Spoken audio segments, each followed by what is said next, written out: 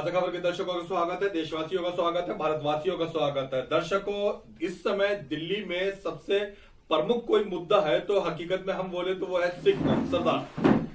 किसानों का आंदोलन को लेकर देश भर के मीडिया की, देश भर के लोगों की नजर इस समय जो है वो सिख बंधुओं के ऊपर है।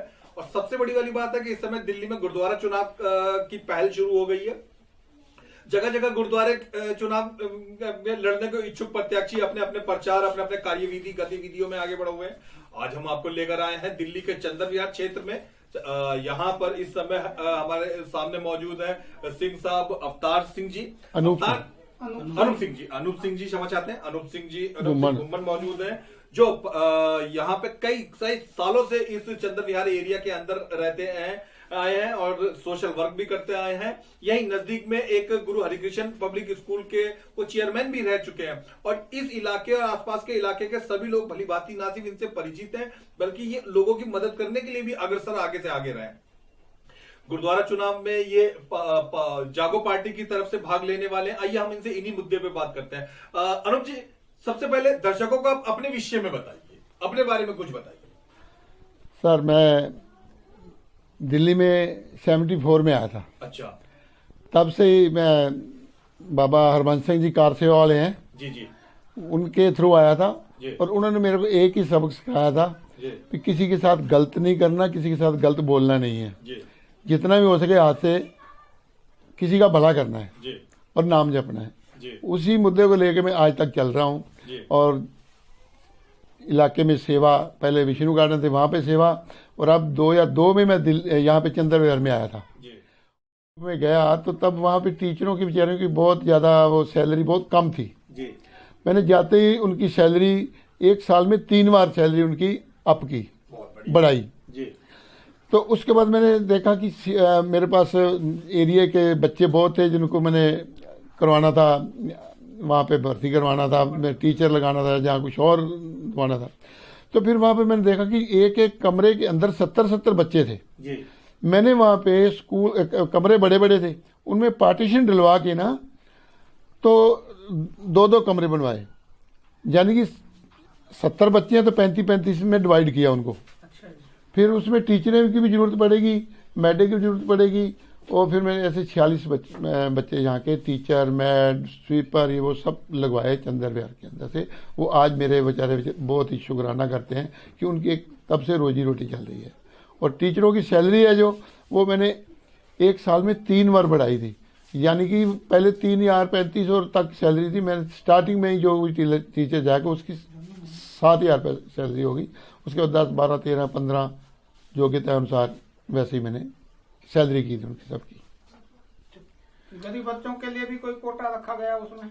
हाँ बिल्कुल, गरीब बच्चों की मैंने अपने वहाँ पे एक साल के अंदर 65,000 रुपये की जो है वो फीस माफ़ करवाई थी बच्चों की। और जितने भी विडो बच्चे थे, जहाँ डबलिंग बच्चे थे, उन सब की मैंने फीस 50% लेस की हुई थी। अब दिल्ली में गुरुद्वारा चुनाव का पहल शुरू हो चुकी है, सब लोग अपने अपने स्तर पर। आप कौन से वार्ड से जो है वो अपने दावेदारी प्रस्तुत कर रहे हैं? ये 11 नंबर वार्ड पड़ता था मेरा। 11 नंबर वार्ड से चंदन विहार 11 नंबर वार्ड। यहाँ से अगर वो भगवान मालिक हैं, उनकी रजा हुई तो जरूर इलेक्शन लड़ेंगे और पब्लिक की सेवा के लिए लड़ेंगे, अपने लिए नहीं। हो सके भगवान करे हम लड़े और फिर पब्लिक की सेवा करें, वैसे जैसे पहले। बड़ा अच्छा जज्बा है आपका, जनता की सेवा करने का, पब्लिक की खिदमत करने का। अच्छा, जीत हार तो ऊपर वाले और जनता जनार्दन के हाथ में है, फिर भी अगर आप जीत जाते हैं, दर्शक जानने को उत्सुक है, तो आप क्या वहां पे प्रयास करेंगे? क्या अच्छा रख रखाव करेंगे आप गुरुद्वारों के लिए? क्या बेहतर आपके मन में इंतजाम लाने की इच्छा है? देखो सर, मैं पहले भी जैसे आपको बताया कि मैंने पहले भी स्कूल के अंदर बहुत बेचारे बच्चे को लगवाया, टीचर लगवाई, मैड लगवाई और हेल्पर, जहाँ स्वीपर वगैरह नौकरी लगवाई और उनकी सैलरी भी बढ़ाई। आज वो फिर परेशान है। मैंने जब से वहाँ से छोड़ा है, बेचारे एक टीचर तो वहाँ की थी, मैं बताने तो भी शर्म आती है कि वो बेचारी कई डेथ हो गई, उसकी मर गई थी बेचारी, इनसे दुखी होके। अच्छा। कोई किसी की सैलरी नहीं मिल रही, सारा स्टाफ इतना परेशान है कि जो स्कूल के अंदर एक गुरुद्वारा था। मैं जब गया गुरुद्वारे के अंदर कोई वहाँ पे सेवादार नहीं था। जी। मैंने सबसे पहले वहाँ पर एक ग्रंथी लेडीज को नौकरी लगाई, ग्रंथी रखा और वहाँ पे तबले वाला रखा कि बच्चों को तबला सिखाए, हारमोनियम सिखाए। और वो सब बड़े दुख से कहना पड़ा, इन सब की हमारे जो आज के डॉक्टर निशान सिंह मान वहाँ पे चेयरमैन है, उन्होंने सबकी छुट्टी कर दी। वहाँ पे कहता कि किसी की जरूरत ही नहीं है। देग बनानी होती है ना संक्रांत की, तो जो वहाँ पे बेचारी सेवादार है वो उनसे हाथ जोड़ते हैं कि मेरे देग के लिए पैसे दे दो। स्कूल के अंदर अगर गुरुद्वारा हो तो वहाँ देग के लिए भी पैसे ना मिले तो मेरे ख्याल से वो बहुत गलत है।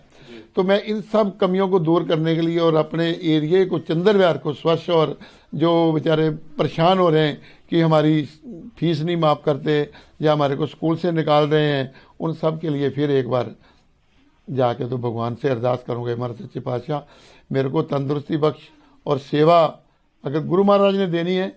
और मुझे भी 101% उम्मीद है कि मैं इलेक्शन लड़ूंगा और 101% जीतूंगा, क्योंकि मैंने काम किए हैं और पब्लिक मेरे साथ है। मैंने आज नहीं 21 साल से यहाँ पब्लिक की सेवा कर रहा हूँ। किसी को राशन की ज़रूरत हो, किसी किस्म की ज़रूरत हो, मेरे हाथ में रोटी होती है, मेरा फ़ोन कान को होता है, थाने से फ़ोन आ गया मैं उसी टाइम रोटी छोड़ दूंगा, पहले थाने में पहुँचूँगा कि मेरा ये आदमी है, इसको क्या प्रॉब्लम है, इसको क्यों थाने में लेके आए हो। और अगर किसी का लड़ाई झगड़ा भी हो गया है तो मैंने दोनों पार्टियों को समझा बुझा के कंप्रोमाइज़ करवा के वापस लेके आता हूँ। कभी मैंने जब चला गया हूँ तो किसी को बंद नहीं करवाया, ना बंद होने दिया है। ये मेरे में खासियत है। तो पब्लिक की मैंने सेवा की है तो पब्लिक आज भी मेरे साथ है। चाहे मैं पब्लिक आज भी मेरे को कहती है तो अगर आपको टिकट जागो पार्टी से मिलती है तब भी हम आपके साथ हैं, अगर जागो पार्टी नहीं देती तब भी हम आपके साथ हैं, इंडिपेंडेंट लड़ो तब भी हम आपके साथ हैं। पब्लिक मेरे साथ है और मैं पब्लिक का रेडी हूँ। बहुत अच्छी बात कही। अच्छा, जागो पार्टी पहली बार दिल्ली में गुरुद्वारा चुनाव में भाग लेने वाली है और भी 4-5 पार्टियां इसके अलावा, तो आपका लगाव भी इस समय जागो पार्टी से है। जागो पार्टी जब पहली बार चुनाव लड़ रही है, आपको लगता है इतनी सीटों के ऊपर चुनाव है, क्या क्या कैंडिडेट को क्या ध्यान रखना चाहिए उन्हें टिकट देते समय, किन चीजों का ध्यान रखें वो कैंडिडेटों को टिकट देते? वेरी गुड, ये तो मेरे मन की बात आपने पूछी है। जी जी। देखो, गुरुद्वारा जो इलेक्शन है ना, ये गुरुद्वारे का इलेक्शन ऐसे नहीं, गुरुद्वारे का इलेक्शन का मतलब है कि सबसे पहले उस आदमी को टिकट मिलनी चाहिए जो आदमी खुद अमृतधारी है, जिसको गुरबानी के बारे में विचार है, जो किसी की सेवा कर सकता है। जी जी। आज के हालात में, जिसे कौम के बारे में मालूम हो, पंजाबी भाषा के बारे में मालूम, आज के हालात कई आदमी, मैं बता दूं आपको, मैं किसी का भी नाम नहीं लूंगा, कई मेंबर ऐसे हैं जिन्होंने आज तक अमृत नहीं छका। झूठे एफिडेविट बना के दे देंगे कि एक हमारे में इसमें है, जब भी हम टिकट लेने जाएंगे, नॉमिनेशन भरेंगे ना, तो उसमें ये दिखाना पड़ता है कि आपने अमृत छका है या नहीं छका। अच्छा। उसमें एफिडेविट देना पड़ता है। ये सब झूठे एफिडेविट देते हैं कि हमने अमृत छका हुआ, मगर कई मेंबर हैं जिन्होंने आज तक अमृत नहीं छका हुआ। अब देखना सब जाके ना वहाँ से फतेहनगर जाएंगे या रकाबगंज सब जाएंगे, श्री साहब ले आएंगे, डाल लेंगे, अमृत नहीं छकना। वो गुरु के साथ भी गलत है और पब्लिक के साथ भी गलत है। तो मैं यही भगवान से अरदास करूंगा और जो भी मेन हमारे वहाँ पे टिकट देने वाले प्रधान जी हैं उनसे भी बेनती करूंगा कि उस आदमी को टिकट दो जो इसके योग्य है। एक हमारे देश में वैसे भी है कि किसी चपड़ासी को रखना तो उसकी एजुकेशन देखते हैं, तो टिकट देनी हो तो उसको कुछ भी नहीं देखा जाता कि इसने अमृत छका है या इसको गुरबानी के बारे में नॉलेज है या ये प्रचार करता है या ये किसी की धर्म सेवा करता है या नहीं करता। ये तो ये देखते हैं कि कौन आदमी अच्छा है और कौन आदमी पैसे देगा, पार्टी को फंड देगा, जो पार्टी को फंड देगा उसको टिकट दी जाती है। तो ऐसे में फिर ऐसे ही काम होते हैं जैसे हो रहे हैं आजकल देख लो क्या हो रहा है। कहीं कहते हैं कि स्कूल के अंदर जी टीचरों के लिए हमारे पास पैसे नहीं है, कहाँ जाते हैं पैसे। मैं खुद चेयरमैन रहा हूँ गुरु हरकृष्ण पब्लिक स्कूल में, मैंने आपको बताया मैं 2 साल चेयरमैन रहा हूँ। जब मैं स्टार्टिंग में गया था वहाँ पे सिर्फ 55 लाख रुपया सीगा, एफडियाँ थी, 55 लाख, 55 लाख रुपए की एफडी पड़ी हुई थी वहाँ पे। और जब मैंने छोड़ा है, मैंने 1 करोड़ 15 लाख रुपया छोड़ा है वहाँ पे। सबूत के साथ 1 करोड़ 15 लाख में छोड़ के आया हूँ 2 साल के अंदर। और उसके अंदर भी देखो मैंने काम भी कितना किया है। छत के ऊपर बिल्कुल जो छत है ना, वहाँ पे बाउंड्री नहीं थी, पूरी मैंने रेलिंग लगाई 5-5 फुट ऊंची कि बच्चे खेलते हैं कहीं गिर ना जाएं। बहुत बढ़िया, बहुत नेक काम है। छत के ऊपर खाली बदरपुर फेंका हुआ था, कोई टाइलें नहीं लगी हुई थी। बदरपुर में बरसात आती थी, पानी आता था, पानी नीचे कमरों में टपकता था, लीक करता था। बदरपुर सारा उतरवाया, वहाँ छत पे टाइलें लगवाई। आगे बच्चे जब उतरते स्कूल से, नीचे गेट से उतरते थे तो दोनों तरफ रेलिंग नहीं लगी हुई थी, पौड़ी जीना था, वो बच्चे गिर जाते, सिर फटते थे कई बार उनके, वो दोनों तरफ रेलिंग लगवाई। कमरे बनवाए, कमरों के अंदर जितना भी फर्नीचर चाहिए फर्नीचर लगवाया, सारा काम, मतलब यानी इतना काम कराया। फिर बाहर शेड नहीं था, शेड लगाया, पेरेंट्स आते थे वो बेचारे धूप में या बरसात में खड़े रहते, वहाँ शेड लगवाया।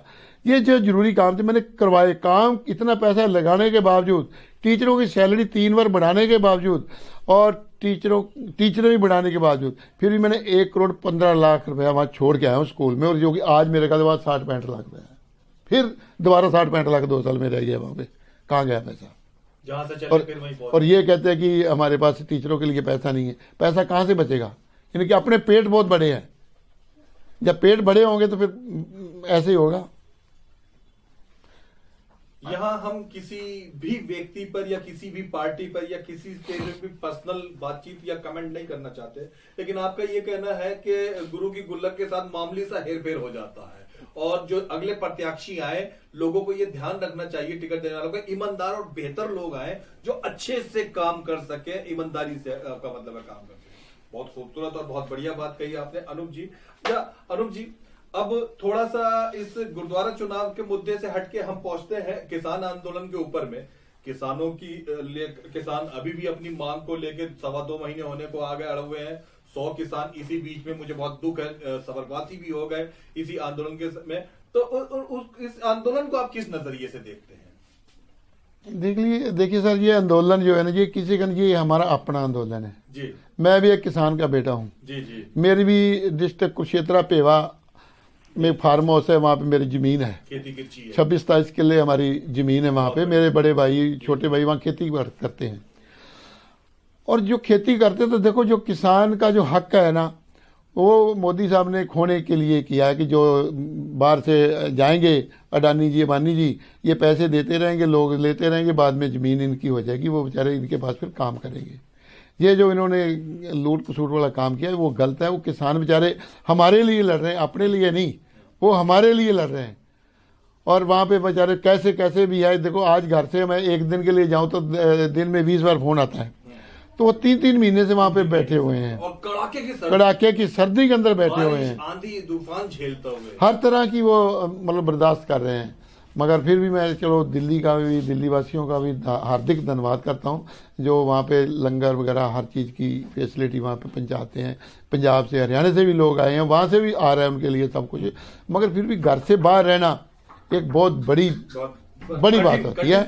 और मगर वो जो काले कानून है, ये मैं तो कहूँगा मोदी साहब को कि हाथ जोड़ के मेरी बेनती है कि मैं भी देखो एक किसान हूँ, तो किसान के पल्ले कुछ नहीं पड़ता कि ये तू जो कर रहा है ये गलत कर रहा है, ये अपने काले कानून वापस ले। आपने बहुत अच्छी बात है कि आपको हजारों लाखों लोग देख रहे हैं। अनूप जी, क्या आप अपने बंधुओं से, अपने भाई बंधुओं से कुछ कहना चाहते हैं, कोई संदेश देना चाहते हैं? मैं भाई बंधुओं को यही कहूँगा कि देखो, आदमी काम करता है तो उसका दसवंध निकाल के कहीं ना कहीं गुरुद्वारे में, जहाँ जैसे ये लोग बैठे हुए हैं, अपना लंगर बना के वहाँ पे जरूर पहुँचाएं। दर्शकों, अगर आपके घर, आपके इलाके के आसपास में भी गुरुद्वारा चुनाव से संबंधित कोई गतिविधि है और आप चाहते हैं कि ताज़ा खबर चैनल खबरों को दिखाएं, नीचे लिखा हुए नंबर पर जरूर सूचित करें।